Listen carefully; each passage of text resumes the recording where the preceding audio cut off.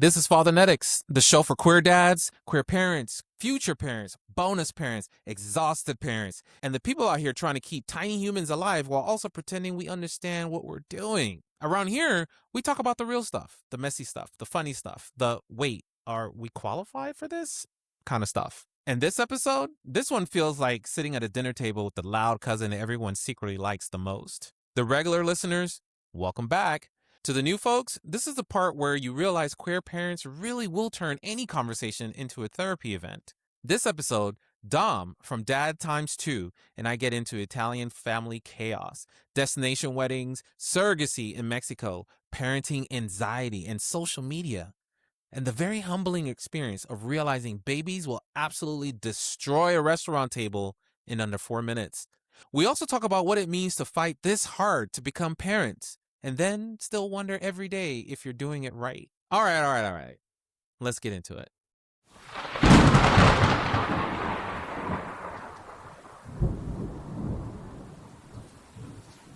So tell me, there's the Italian pedigree, and I always ask people about this because it's always like one of those Italian families are unique in so many different ways. Oh yeah. Is what you hear, is what the movies tell you.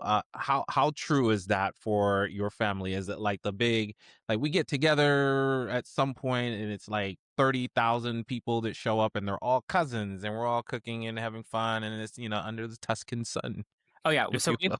it's always like we're not yelling at you. We're just trying to get our voice out, and like everyone just sees who they can talk longer. And when we have family reunions, we have to go to like a park or we have to rent something out. And I'm not even kidding you. It's to a point where we have to wear name tags, and we haven't done it since Oh before. wow. Just because there's so many kids and there's cousins and distant cousins, and I think like my grandma on my one side was one of 7. My great grandma was one of 9. It's just so many cousins, and a lot of them are all over the place. But it is a very Italian. Whoever can cook, whoever has everything, homemade sauce. You don't want to pull out some Rouse, like fake sauce in this family, because that is a. Ooh. But yes, it is a very loud, very outgoing family. I think that they should have something that's kind of like that. What is it called? The movie, the Greek movie. Big Fat Greek Wedding. Yeah, Greek Wedding. They need to do something with the Italians because I feel like they could compete, and it's pretty entertaining. But I mean, it's like every movie. The Italians kind of got it right because they've got the Mafia. Mamma Mia's of the world, right, and they've got the mafias, right, which I think is kind of maybe they've gone a little too far on that because now everybody thinks Italians is just mafia, and that's obviously not the case. It's all like family and the whole richness of that. I've been to Italy once. Okay. I've been to Rome with my family. Okay. We had a phenomenal time, and we were only there for I think it was 2.5 days, but we were like, man, we could be here for like a month and still haven't discovered half of what this country has to show. Welcome to Fathernetics, Fatherhood Unfiltered. I'm Jamil. Welcome to the podcast.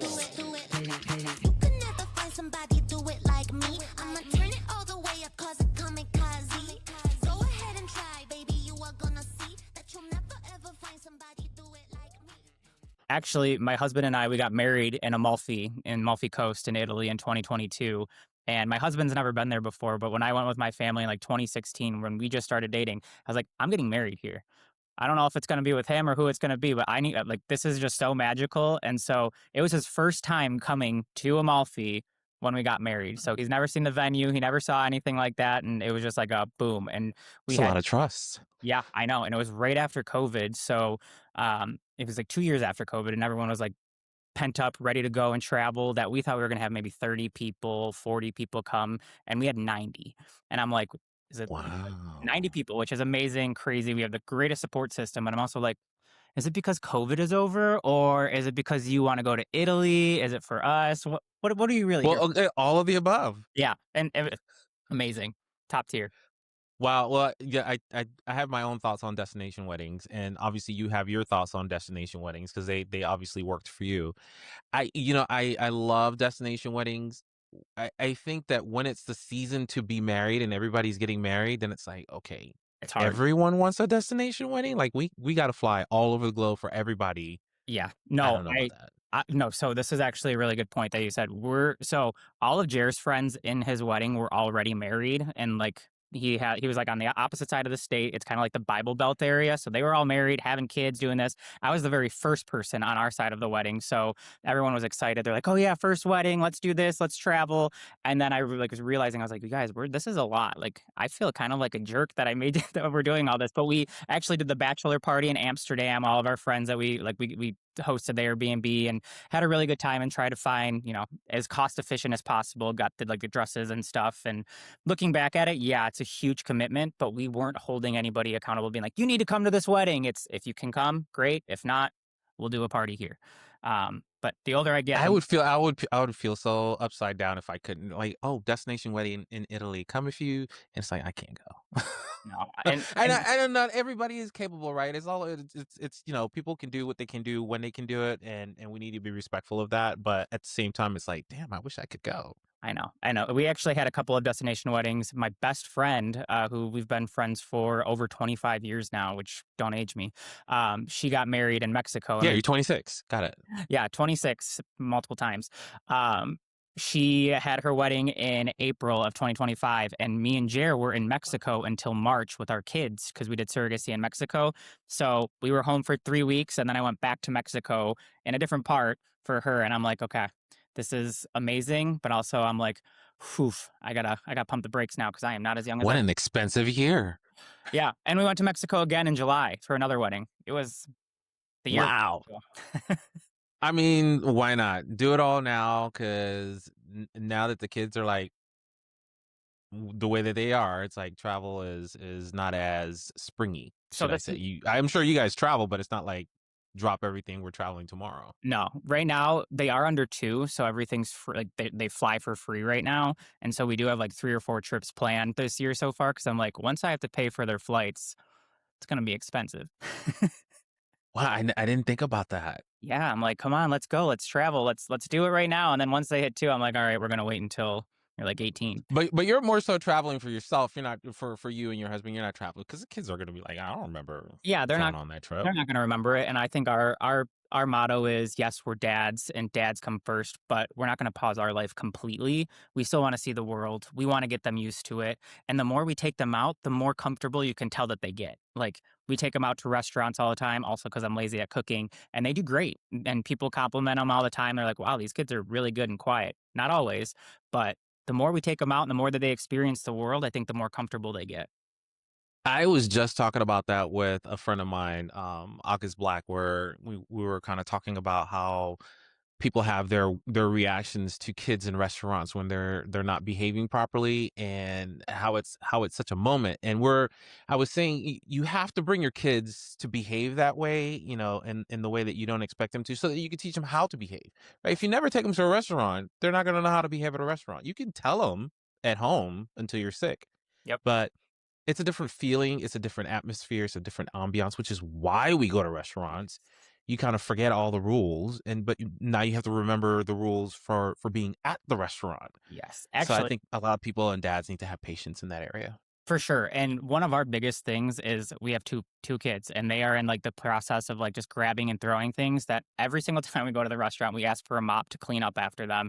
And the wait, they're fantastic. Everyone is so nice. They're like, no, no, we got this. And I go, no, I will literally get on the ground and I will do it with my hands if you don't have a mop, or you're not going to give me one, because this is not your job. Like these kids are throwing bananas and throwing everything all over the place. I'm like, let me please help. Like you're already dealing with us in your busy time, and they're screaming.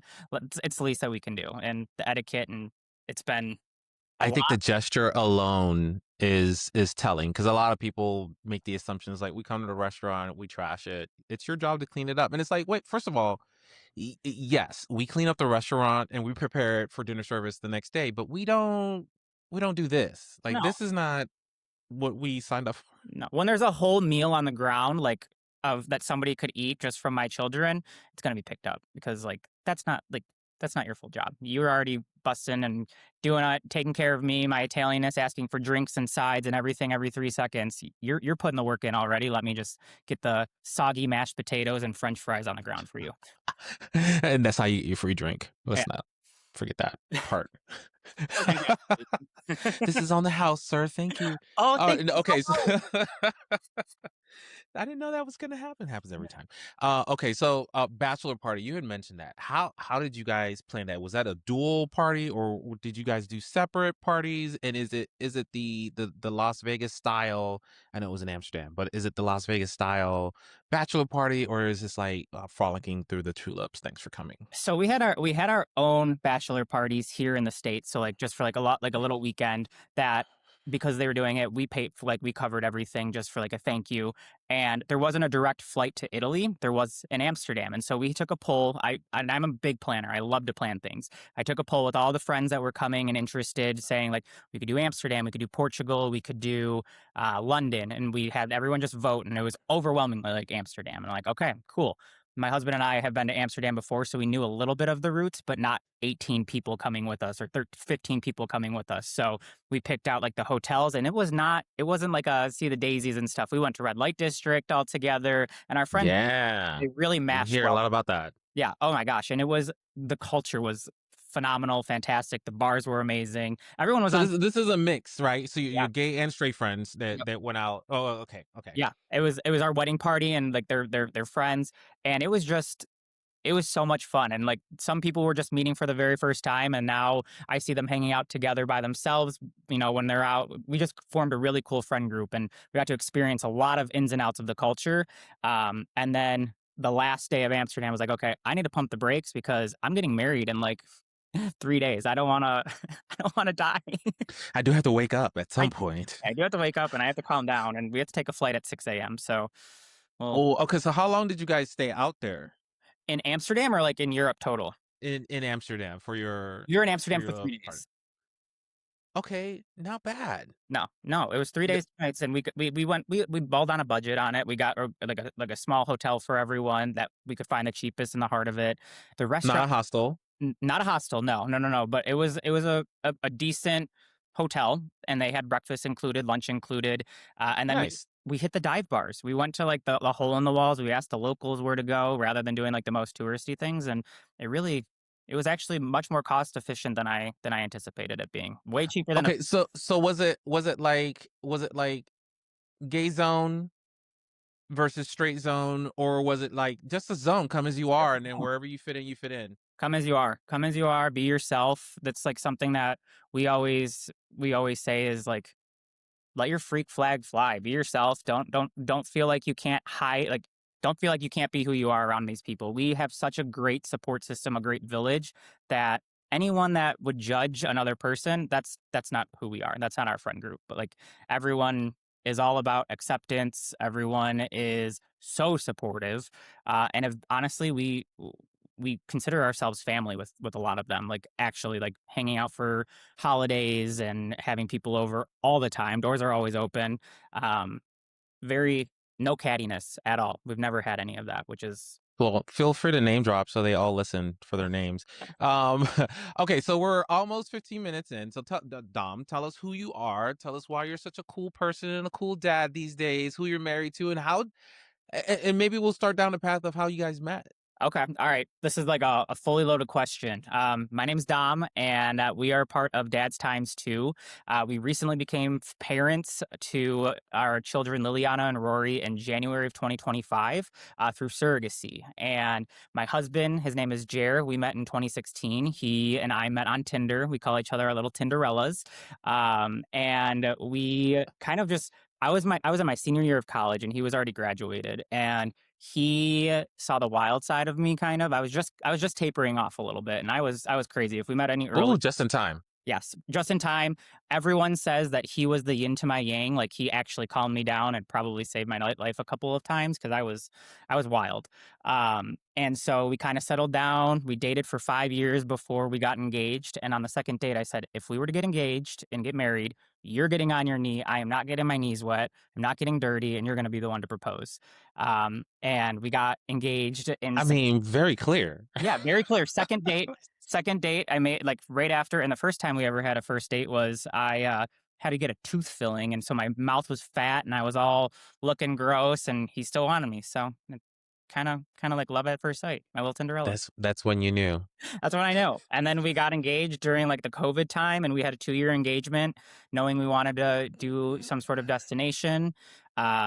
got married, and before we even got married, we were kind of talking about wanting a family, and we had multiple routes, obviously. So we wanted to do all of the research on if So adopt. let me ask you before you go down that Yeah, path. yeah, yeah, yeah. You as a couple, did you feel it was important to have the do you want a family conversation early on, or Oh, did that just happen to come up, a few years later just by happenstance? I think it honestly, the conversation probably was in the first 3 to 6 months that we even started dating. Like, I'm a huge family man. He is very, very close with my family. And we always kind of knew we didn't know how or what, like, the options were, but we always knew that we wanted to become dads. And as things got more serious, we had more conversations about it, and actually an old boss of mine when I worked at General Motors, she and her wife did surrogacy and told us about it, and she said that it was a super long process and to start looking, as early as you can.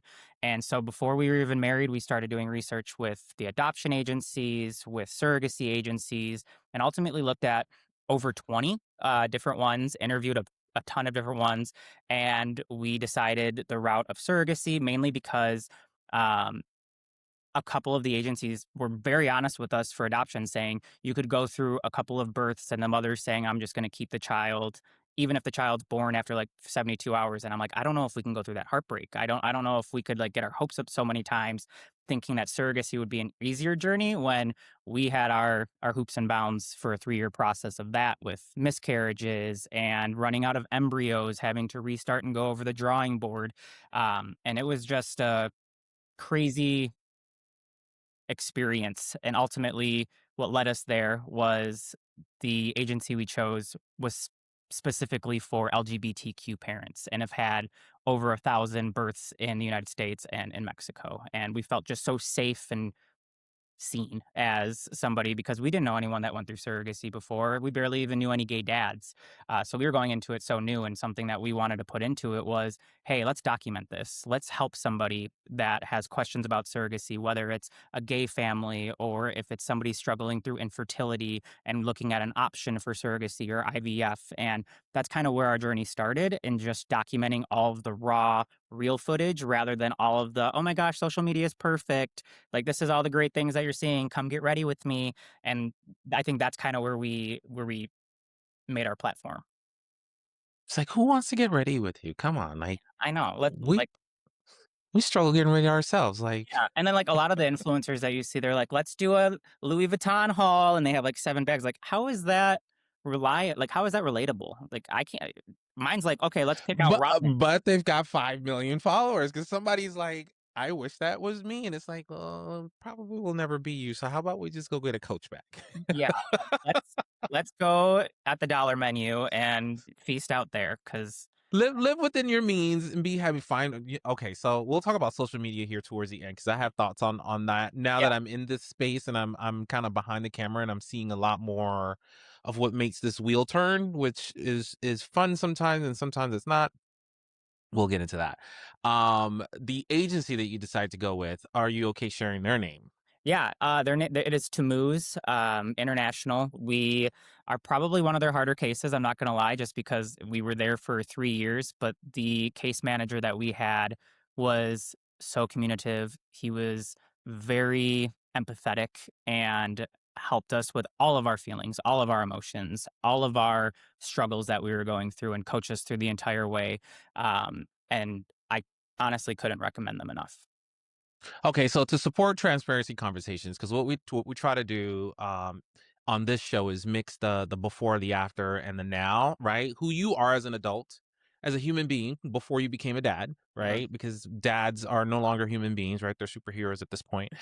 So we'd like to try to understand, how that all came to be, and then your journey through expanding your family, and trying to make that real, kind of very much like you do on your um, socials, where you're trying to provide the the good vibes, but also trying to say, ooh, but also be prepared, like Yeah. we're here today, but we didn't start here today. Like No. there's a journey to this, and then obviously the after. You know how you're caring for your kids and things that you're thinking about, some of the boundaries and the foundation that you're trying to set, and maybe where some of that has come from. You know, how did you become a dad? You know, where do you see this core nature of being a dad come from? You know, a lot of people say it's from mom, it's from dad, it's from seeing others in other situations. We've had some people on the show that said, "Hey, I used to watch this TV show, and I thought that was what being a dad is," and that's part of where you know, it comes from everywhere. So Yeah. I guess my initial question is, if you were talking to someone who's thinking about going through this journey today, what would you say are the gotchas? You know, hey, be considerate about this area. Spend a little bit more time on Yeah. this topic. Be ready for this up and down, and know that it is a roller coaster ride. Just stay the course, or don't stay. Get off. Yeah. I don't know. Whatever. No, I think that one of the biggest things for us is having patience. And I, being the Italian super type A, I didn't have any of that. I'm going to be completely honest. I was kind of a wrecking ball and thinking that, okay, we're spending all of like this money to get a family. It's going to be easy. Like all we have to do is we have to go down to Mexico. We have to pick an egg donor. We do our sample for our sperm and they fertilize it. And then after one transfer and matching with a surrogate, we're going to have a kid. And with us, and that could be the case. That could happen with some families. That was not ours. We had a miscarriage and we had a chemical pregnancy and then one that didn't thaw correctly and had to be thrown away. We Wait, went what is a chemical pregnancy? so it's ultimately you have an HCG level like like you take a pregnancy test and it comes back positive, but it isn't a pregnancy. It was just like Mm. the hormones and like the chemicals of the transfer or of like the implantation. It's a false positive ultimately. So Interesting. Okay, yeah. I'm learning some stuff. So, Yeah, no, and we knew nothing. Honestly, we knew nothing about this. I was honestly so naive, thinking how much easier this could be. But we learned and be open minded. Like you have to be open minded and like understanding of like this is not only are you bringing life into it, you're bringing other people. You're bringing an egg donor that's going to be helping you raise, and then you're going to have like you're bringing in your surrogates who you get to communicate with, and you get to meet who's helping you create life ultimately. And while I saw that in hindsight, it wasn't until we were down there that, like, gave me all of those feelings, all of the nerves, all of the excitement, all of the being like, "Oh my gosh, this is like this person is going to make me a father."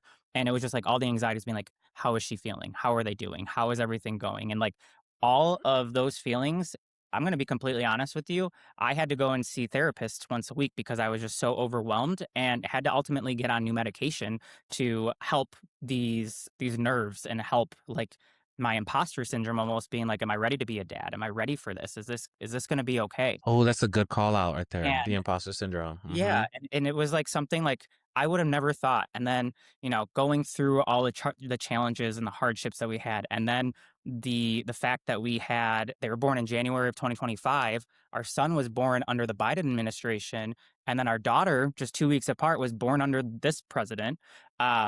So that changed completely on immigration and closing the embassy and firing half of the workers to where we had to stay down in Mexico for an extra couple of weeks because we didn't Oh know my god.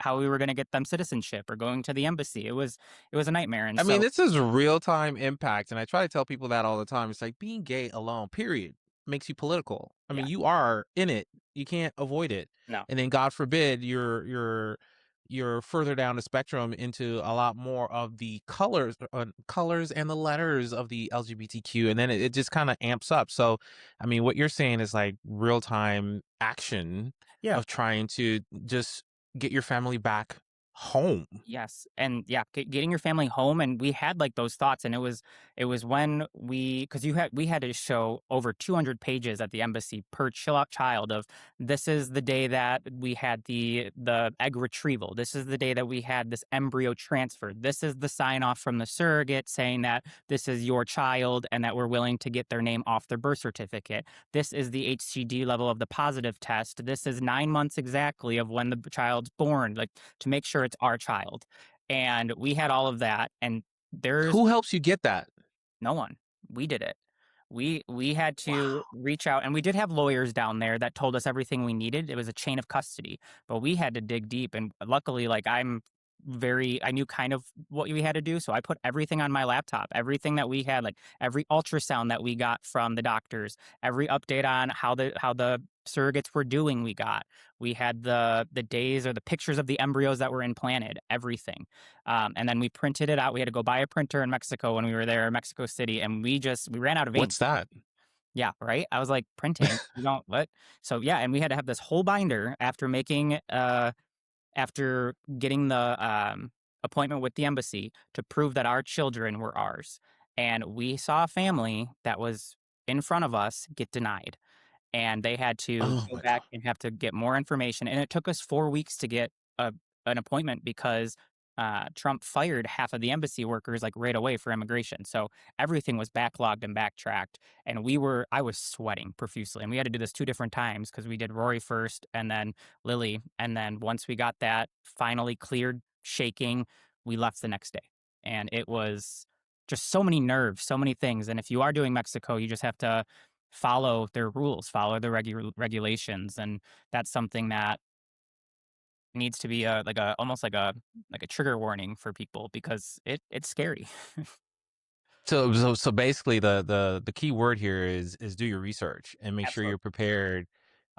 Maybe even buy a printer and pack that with you if you're Yeah. Oh, yeah, no, we packed so much stuff when we were coming back that we got stopped, and they were opening our stuff, and they saw all the formula and baby clothes, and they barely spoke English. We didn't speak Spanish at all, and they were asking, like, "Where's the baby? Where's the mom?" And we were trying to explain, like, on our phone saying, like, "We're doing surrogacy, we're doing that," and then they made us pay extra, like, we got paid tax from all the stuff that we had. It was wild. you got hustled. Yeah. Oh, yeah. And I was like, and they didn't take me. They made Jer go into the back, and yeah, he was by himself. I'm holding all these strollers, 4 packed bags, everything, and like making him like answer questions and pay. And I think it was like $200 or something like that. What it ended up being. Oh man, extortion is real. Oh man. But you know what? I hear that and it's like had you not done that, then Who knows? God knows what would have happened. Yeah. Yeah. Different country. Yeah. By the rules, and that was the crazy part. Wow. Okay. So once you finally made it home, was that like a load of a weight off your shoulders? Obviously, you're going now into this new adventure of I don't they let me on the plane with a baby. Why they do that, right? So it's like, okay, now I'm a dad. It was real, yeah. So being down there in Mexico, actually, because we were there for 2.5 months, my parents were down there for a month helping us and stayed with us, which Oh, good for them. Of amazing. course, Italian family. Yes. Go Oh, for yeah. it. Wait, so does your husband have Italian pedigree as well or No, no, he's kind of like a mutt. He is a quarter Japanese, he's German, and he is English. Um, but he being like with our family's your family, he's pretty much an honorary Italian. okay, yeah, we'll take it. Yeah, we'll give it We'll to him. do it. Yeah. Yeah. Uh, Yeah. So mom and dad came down for a month to hang out in Mexico, which it had to be fantastic, right? So speaking about that, do you feel like you're je ne sais quoi, right? For being a dad. What does that closely tie into? Is that do you feel like you get that more from dad? Like I see more of my dad in myself or I see more of my mom in myself. Not to say that either of them need to be excluded, but where is that like spotlight? that's funny because like all of my friends and family, my mom is like she's 4'8", this little blonde woman who is like the sweetest, nicest person you'll ever meet in your entire Oh, life. she's somebody's grandma. Does she like to be called grandma, first of all, She before goes I Gigi. She likes okay, Gigi, like Gigi. yeah, Sorry, and Gigi. and I then know my she's dad watching. Hi, Gigi. he will. And then my dad, grandpa, he's like the outgoing, funny one who likes to kind of party a little bit more. So like I think I have like that aspect of like I'm a little bit more outgoing. But then my mom, and I don't know if we do zodiac signs here, she's a Scorpio just like me. And like she's a secret Scorpio and she like we bite, we're stingy, we're sassy. So I'd say I'm honestly kind of a middle split. So are you heavy into Scorpio? Because let's take a venture. Because a lot of people do weigh into that. For whatever reason, I it's entertainment. I hear it from different sources, and I don't dismiss it because I know a lot of people are like, yeah, it's not for me, but it's interesting. It's interesting, and I feel like a lot of the things I resonate with, or maybe I'm like manifesting it, and then like my kids and Jer were all different zodiac signs, which is like, and like I see it, like my daughter is totally different than my son, and they share the same egg donor, so they are half related. And then they have like my sperm for Rory, my and then Jared's DNA for Lily. But Lily is just like me. Like she has the sass, she owns the house, she likes what she likes, and Rory's like the chill. I'll do whatever, just feed me and give me some hugs, and I'm good. So I feel like there's something to it, but who knows? Who knows? Okay, okay, okay, okay. So how'd you balance and kind of reset once you were back stateside, being a new dad and trying to figure out life? Because obviously living in Mexico and trying to go through that process is a Yeah. whole different beast. But then when you're back at home, trying to figure out what the new normal is. Yeah. We were so excluded when we were down there, like, nobody met them besides my parents and my sister, and so there was a huge line of everyone being like, "Okay, we're coming, we wanna come and see them," and we were ready for it because they were already 2.5 months. They gained some sort of, what is the term? They had, like, a Notoriety. immune system.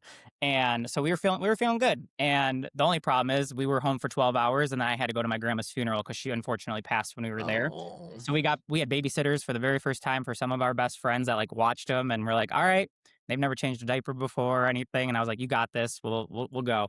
But then it was kind of like almost like a shock of a wave of seeing so many people that it almost got overwhelming at one point because for 2 months we were by ourselves. We were walking Hmm. just hanging out, just the four of us and my parents, and we were with people probably constantly for 2 or 3 months, and it was amazing, we loved it, but also it was like, "Oof, this is a lot, this is overwhelming." I don't know if, like, are you do you think I'm a good dad? Do you see me like, am I doing this right? I'm getting a lot of eyes on me, what do you think? And you don't wanna ask or anything, but you're always like, "Oh gosh, like, what do they think about me as, like, a parent?" Because in college days, I was doing keg stands and dancing on tables, and now I'm like, listening to Miss Rachel on a Tony box and like lullabying them.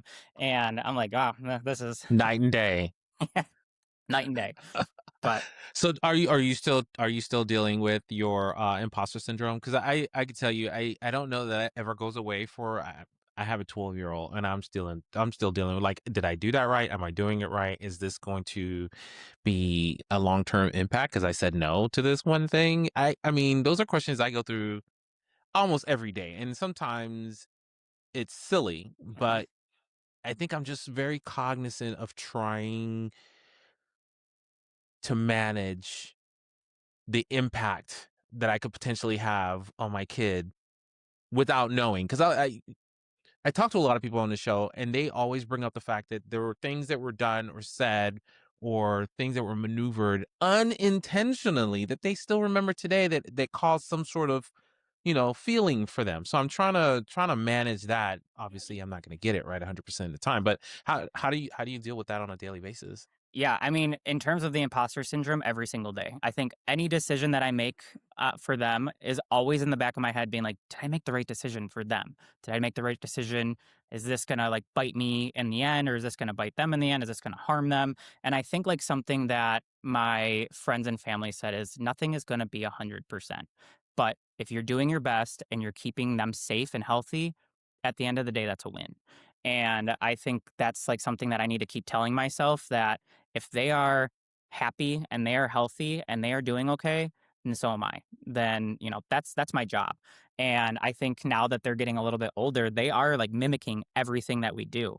And I'm like, "Oh crap, okay, like I need to start like making more of an example for them rather than being like the guy that I usually am rather than like the friend. I have to be dad."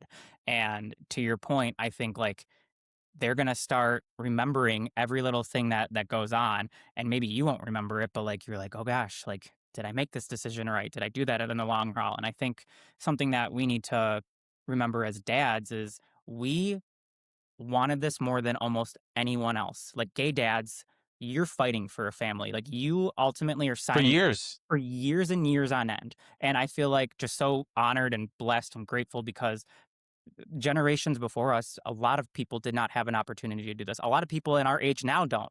And I think people need to realize that aren't part of the LGBTQ community or like not necessarily even allies is we wanted nothing more than to be dads. And if you don't think that's enough as is, we're already tens of thousands of miles ahead of people that didn't want to have kids or accidentally did. Like we're fighting for this. Like we at the end of the day know that we wanted a family and we're doing it. And that's something I think we should already be proud of and hopefully bite that imposter syndrome a little bit.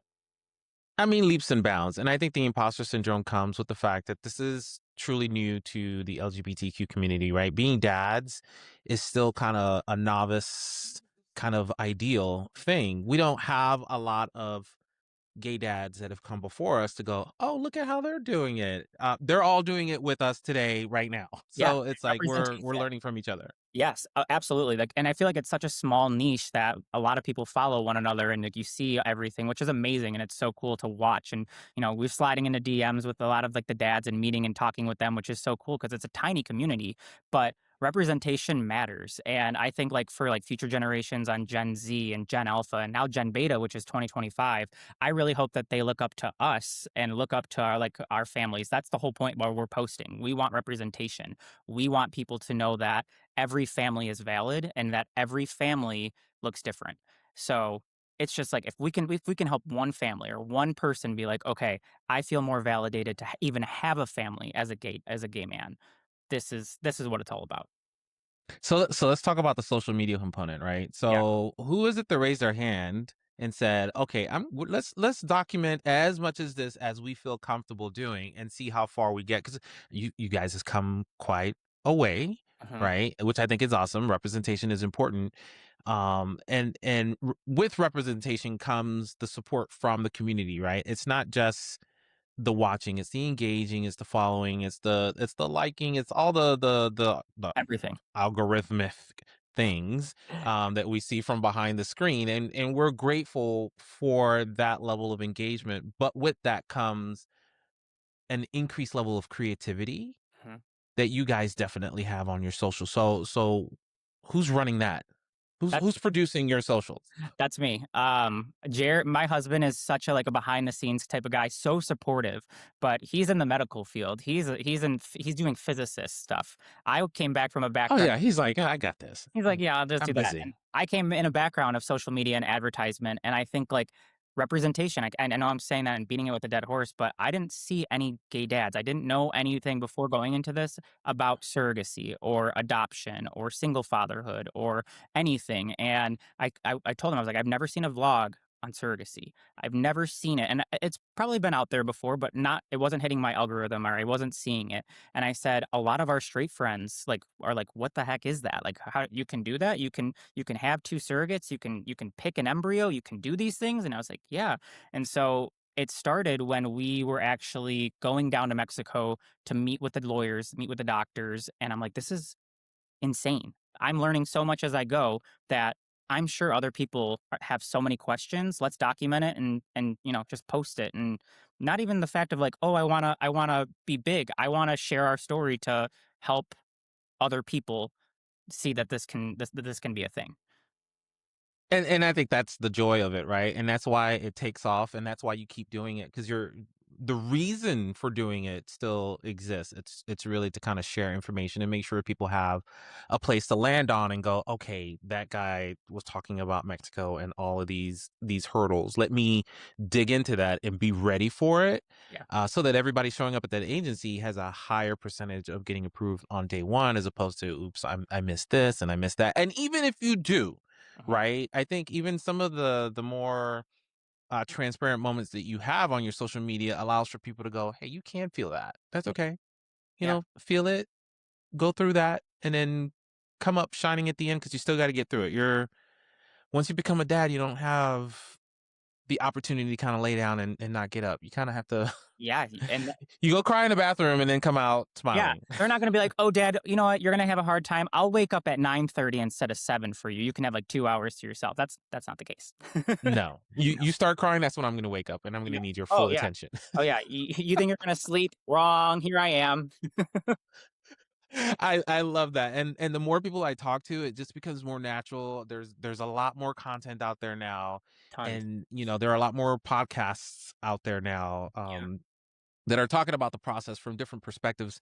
This one just focuses on the dads, because I think the uniqueness here is we don't have the opportunity to have a natural childbirth. No. right? It's very rare, super rare circumstances where you, as an LGBTQ dad, are going to go try to mix it up with a young lady to have a kid. That for varying reasons is not an option. Not really, yeah, unless you have, like, a lot of tequila or something like that, but Well, back to your college days, right? Uh, sorry, no, mom. but for whatever reason. All right, so is it dad or daddy? Did you guys change up the dad names, So or did you make something cool? right now, it's dad for me and Jer's papa, just to, like, keep it and, like, it's gonna be whatever they call us at the end of the day, but Rory is in speech right now, and I don't know if you've seen, but, like, we're trying to post all, like, the raw parts that not everything is perfect, and we've gone through, like, a lot of things with Lily having to get glasses to possible surgery, him being in a helmet, could be, like, on the spectrum, and our speech therapist was saying, like, pa helps them with that, and dada helps, with toning it out. So right now it's dada and papa, but at the end of the day, if they call me daddy or they call me something, like, I'm good with that. If you have any cool names though, I'm open. Yeah, no, I don't give advice on that because I think it's I think it's really I think it's personal. It is. Whatever they end up calling you, it becomes that emotional tie to you. Like, Mhm. now my kid calls me dad, and if he calls me anything except for dad, I'm like, who are you talking to? Like, why is that even coming out of your face? I don't know who that is. Yep, So it's kind of weird after a while to be, and people use different names. they do. Um, I say to each their own. I know society will have it say you shouldn't do that. Listen, We're already we breaking don't live a in lot of things society. here. Yeah. Yeah. Yeah. We're not friends with society. We're friends with ourselves. We do what we gotta do. Yeah, All right. So give me the journey, the Disney. Because you guys went to Disney, we did. and I'm assuming you guys had a blast. But you went to Disney with very young kids, which, people Yes. have different opinions on whether Oh, you should yeah. have done that or not, but you Oh, did yeah. it. Oh, yeah. We got a lot of comments on it, on pro and against and everything, and I will tell you right now, I would not have taken them to Disney if the grandparents and my sister weren't there. That was a lifesaver. It was so much more helpful than I would have ever anticipated, but the reason we took them, it might have been more selfishly for us and Jer not remembering Disney, but seeing their faces on the small rides was in insane, and my son was absolutely smitten with the princesses, like, just, like, smiling, and they were tickling them, and it was worth that every single bit of aspect, and we did it, and it's free. It was free for them, like, we didn't have to pay for anything, so I was being cheap, and I'm like, "Alright, let's see how it goes. Let's try it. Let's test it out." It's Disney. Even with them being free, it wasn't, Oh right? gosh, yeah, Cheap is not a no, no, no, no, no, no, it wasn't, and we stayed off of campus to save some money, and we didn't do the hopper pass or anything like that, but, um, it was really, really cool to take them for the first time, just for me and Jared to make memories, like, as a family of 4, and something about Disney is you aren't gonna get a lot of looks, like, people are very inclusive with, like, the gay community there for the most part, so we felt like we could hold them together and we can really show ourselves. But being in a small, like, Midwestern town, we're very cognizant that we get some really big looks, and we just felt safe there. And it was really nice to be out in public in a big area, feeling like our family is seen and heard without any judgment or hate. Okay, so how did you manage most of the rides? Because I know there's a lot of adult rides. There are a lot of kid rides. Yeah, They may be too small for many of the yeah, rides, but again, you said you went with family, which I think is good. It's like, hey, hold on to these two kids. We'll be right back. yeah. That's what we did, and we had like the lightning lanes for some of them, and so 3 of us went while 2 watching the kids, and then the other 2, and we just, like, kinda split it to where me and Jer went together, or me and my sister went together, my dad and my sister, like, we split it up, and we only waited ultimately the longest wait we waited without anything was, like, 35 minutes, and it That's wasn't. not bad. No, it really wasn't, and the big rides were still just obviously for us, but Magic Kingdom, they were able to ride, like, 18 rides, which I was floored by, it was a lot. Ooh, okay. You know what? Even if they don't remember, there are a couple of theme parks that I've been to as a kid where my parents are like, "Oh, we went there," and it's like, "Okay." And in my mind, I'm like, "We went there, and we must have had fun," because I mean that's where you have fun. But I don't remember it. But what you said earlier, it's the memories that you and your husband were trying to create for yourself with your kids. It They may was. not remember it, but it wasn't for them. It No, it was wasn't. for you. It wasn't, and I'm sure that people are gonna be like, "Oh, you know, not." No, it was for us. We wanted to see them beaming, and we did. That's exactly what we did, and we're not getting any younger. Like, we're all about wanting to make memories and get out there and say like, "Oh, we did," rather than us on our deathbed saying, "I wish we have." And we're doing it. And once they grow up and they are old enough, we're gonna take them again, and maybe they'll pay for it, but it if we can afford it. But Yeah, let me remind you how kids work. yeah. Oh, yeah, I know, trust me. I'm still like, "Grandpa, come on, dad." Until they're 30, they're gonna be like, "Hey, Dad, we're going to Disney. You're paying. What time are we getting there?" And we'll just Yeah. show up. "What do you mean I'm Yeah, not gonna eat it's your basket this year?" all right. So, what are some of the things that scares you the most about where we are in life now that you have kids that maybe you didn't think about before? Like, as in, like, the political aspect or with Just anywhere you want to go. I know political is a hotbed right now, but just in general, like for example, for me, I tell people all the time, my kid's 12, so he does a lot of school shooter drills, and that it freaks me out, only because it almost feels like it's inevitable, Mhm. based on how many you hear a year and how many have different outcomes than expected is what I will say. And as a society, I think we're being desensitized to that whole thing now because the kids are prepared for it. Minors are still able to get their hands on weapons. Parents that should be paying attention are still not getting it. You need to be paying attention. That kid that's acting strange in the corner, don't. Oh, he's just being. No, let's take two more steps in that direction and find out. Do your due diligence is what I want to say to these parents. Um, but I'm also not in their shoes, so I'm trying to walk the line of not being what's the word I want to use? Not being uh Judgmental on it or judgmental. Yes, thank you. Not be judgmental, but because I'm a parent, I feel like I have the license to be you dropped the ball here. And yeah, because you dropped the ball, you've caused this incident that has impacted half of the country. Like, yeah. damn, like, come on. So that's one of my fears. I hope nothing ever happens. He has some awesome friends, and we have friends and family, and so and we're plugged into the school and the staff, and I don't want any of that stuff to ever happen here in Gilbert, which is, I think number two, always teeters between number two and number one safest city in the country, which is Oh, yeah. a That's good moniker to have. But we're not immune from strange things happening. So that's my little 5 minute spill. Yeah, no. Okay, so for me right now, I think with growing up as gay dads, we are not in a very gay populated area. So when the kids go to school, it's going to be very, very rare for them to explain and say like, "Oh yeah, my friends also have two dads, or my friends have two moms."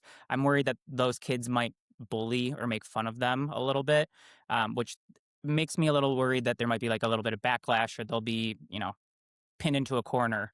But I'm really hoping that as millennial parents and Gen Z parents become more accepting, that might not be the case. But that has always been in the back of my mind saying, I really hope that my kids don't get a wrath just because they have two dads and not a mom. And people can be mean, and we get things We all don't need no mama. yeah, people are all over the place on social media, and that's one of the biggest things we get, like hate being like, "You don't have a mom, you're not a parent," all of this stuff. It's gross, it's immoral, and I'm sure it's going to be bound to happen when they go to school and they see and they explain to like friends or they explain to people in school, and then people they're going to get the backlash being like, "That's gross, that's not right, that isn't a thing." So like us, me and Jer, like being gay, like I just hope that it doesn't affect them too much in school, and hopefully they have a good support system, but it's really been on the back of my mind, and they're only one. But that's one of my biggest concerns right now. All right, so you have the next 4 years to prepare for that. Yeah. Yeah, and I'm hoping like, every like the newer couples or newer generations are a lot more accepting than what the baby boomers are, and because that's most of the people, like, you either have a Bible verse in your bio when you're hating on us, or something about Trump, and like there's nothing. Oh, that is the worst part, right? John 3 something, and it's like you should. First of all, I have this conversation with fellow podcasters as well. why are you on my page hating on me? Like, why did my page show up for you? Yeah. Why You're am I on your scrolling. Why is it? algorithm? Yeah. Well, and you waited till my last comment on my reel Yeah. to comment on that. Like you watched the entire reel. Yeah. So What do maybe there's a little bit more. Anyway, and it's a psychology question. We can probably go through that forever on why people do stuff like that. But all right, so next, my last question here. Next biggest milestone you're looking forward to? ooh. I think ultimately we're not done having kids. I Oh, really? yeah. I mean, yeah. Okay, what's the number? If it were up to me, I'd say 4.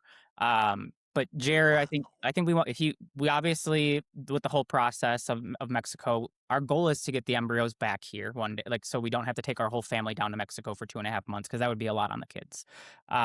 So we still have to start that process of wanting to do it. But I definitely, being the Italian big family, I would love for them, like for our kids to grow up in a big family household. So I think if I could, I would say 4 or 5. I think the number will be 3 unless we can convince Jer and everyone that wants to see it and help me talk them into it. That would be amazing. But All I right, think, guys, spam them down in the comments. We got to get them on board. yeah, we got to do it. But we will. I don't think we'll be able to do 2 at the same time again because that was a lot. Now you're gonna have twins like out of one. Okay, Yeah, so listen, this has been a fantastic conversation. I appreciate you making the time. I know you've got your hands full with the kids and with social media and being a husband and being an individual thank in that relationship and trying to make sure not to lose that. So I appreciate you spending some time and giving us, some tidbits, some insights. This is all helpful. I'll say it for me. I've already learned. I learned so much from everyone that I talk to. I mean, you've already shared some knowledge with me today, and I'm like, okay. that's So my all. next podcast, I can be like, let me tell you what that's about. Pretend I like I'm an expert. oh good. No, I So appreciate. thank you. No, thank you. It was great. Great conversation. I'd be on here again. I could talk for hours. So We may do that if you continue to have kids. Maybe you're just a reoccurring. We'll just put a pin in it for yeah. a year from now, and you'll have another kid. Well, So we have to wait a little longer. We have to wait a little longer. Once they're like a little bit older, like 2 years from now. you say that now. My bank account says that now. Oh, fair enough. There you go. A good answer. Yeah, my bank account says it. Do it, do it. You can never find somebody